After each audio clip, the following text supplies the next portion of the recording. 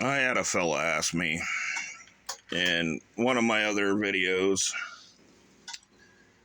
of explain the pipes, and he didn't understand.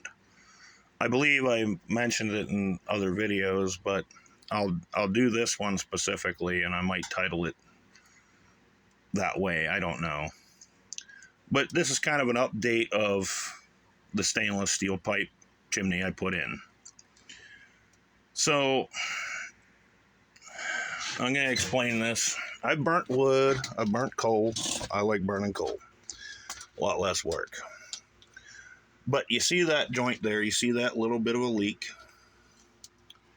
You see some of that right there, and you see how my pipe is, because I burn coal. This water staining is from the water running down the outside of the pipe from up top. I made a witch's hat out of some flashing. This is basically a homemade double wall. I just stuffed some foil up in there. Stainless steel is non-magnetic, so that's sticking to this plumber's strap. So this is functionality. It's not for looks, because I could give a shit less. But anyway, I know some of y'all got some better halves out there that, they wouldn't want to see stuff like that, or I understand it, I get that. This is just functionality, and it works. I heat an old mobile home.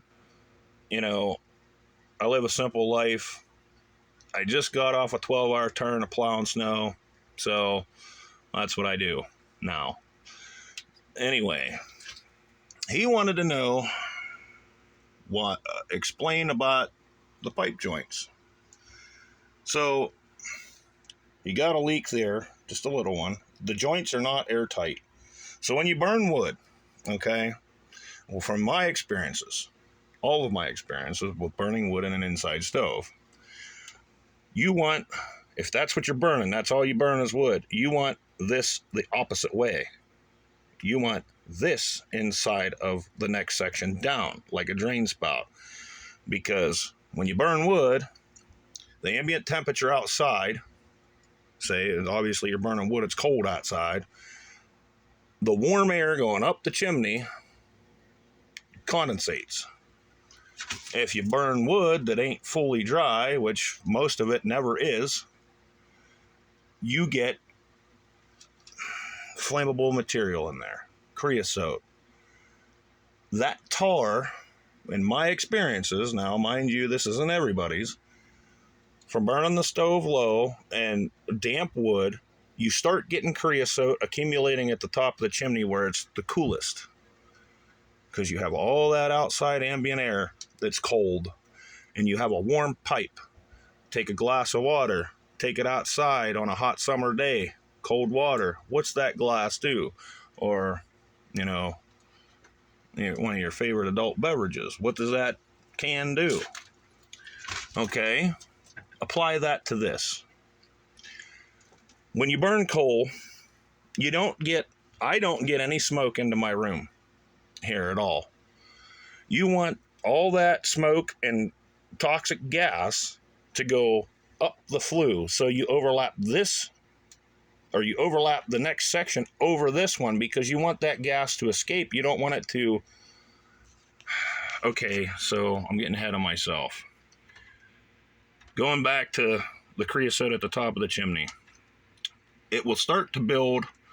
You'll get a thicker layer up there, and then when you start feeding the stove the onions down here and opening up the door, you start heating that up there. Well, when that starts running down, it's like a tar, and it will come down and go into your stove. You don't want it on the outside of your pipe running down and catching fire. If you're going to have a chimney fire, you want it inside the pipe. So, like a drain spout. With coal, you got gas. You have smoke, a lot of smoke, and this is not airtight, mind you. So if this was the other way, and you're burning wood, this joint, the way I have it, that creosote tar would run down the inside of this pipe, hit this flange, and come on the outside.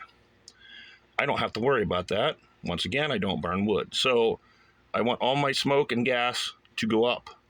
So you slip this section over the next one down. So, okay, I'll demonstrate because this is what I wanted to do, and I stopped the video instead of paused it. So we got some bituminous in there, and we got some pea coal because I get a pretty good deal on some pea coal. I'm going to just toss some bituminous in here with my door open. Just a little bit, not too much, because she'll smoke pretty good. Let's pull some of that over. I'm just trying to do this for a demonstration, you know, get some of that bituminous in there and get her chooching, and she'll start smoking pretty good. See that smoke rolling off? I'm not getting anything in here. That's another helpful advantage. So, with all that smoke, well, there's really not that much right now because there's only a few pieces. But you see it's rolling off of it, off the soft coal. That's what's making the orange flames. Because there's some underneath there. You want all that smoke and all those volatile gases to escape. So if my chimney was turned around, I'm just trying to explain this for, you know, to make people understand what I'm doing here and why this is the way this is. If this was on the outside, all that gas, being that this is not airtight, would escape into your room. You know, this section, and then if this was the other way, it would be coming out this way because it ain't going to plug off. You get fly ash in the chimney. That's what you get. And if you get enough of it, it will plug off this, but if you get any kind of moisture or anything down the pipe, it will wash it out. But yeah, that's what he wanted to know. And this staining here, all this is from what has run down on the inside of the pipe, I believe, or outside, possibly the outside from up top. And this is just water that would drip down before I made the witch's hat on top of this. I made my own homemade double wall, more or less. So, yeah. That's what he wanted to know. I don't run a manual pipe damper because I don't need it. That does all my dampening automatically right there. That'd be like me standing here going like this when the wind blew with my manual pipe damper to keep the draft. It's set for 0.02, and ever since I installed this stainless steel, it's a little bit shorter than the other chimney. That's where my draft sits. When that's moving, the wind's blowing. So if you were to set your manual pipe damper to wherever you need it, it's not going to adjust. So if you got a high wind condition and it's really drawing through the stove and then the wind stops, well, now it's going to slow down your fire. You don't want that with a coal stove, you know, continuously. This, people will complain that it draws warm air from the room. It does not draw that much warm air from the room. It does some. What that does is evening out the negative pressure. You have positive and negative pressure. That's what this is doing. A lot of people don't understand the barometric damper. And now that I understand it and I've installed it and I have a manometer to see what my chimney's actually doing, all this is an ICOP brake line, drilled a hole, stuck it in there. It's in there about that far. And that's my signal line for my manometer. So when the wind blows, that will pick up a little bit, but not like in the one video where it was like 0.4 or 0.04. I think that's because this chimney's shorter. It's 2 foot shorter than the old one.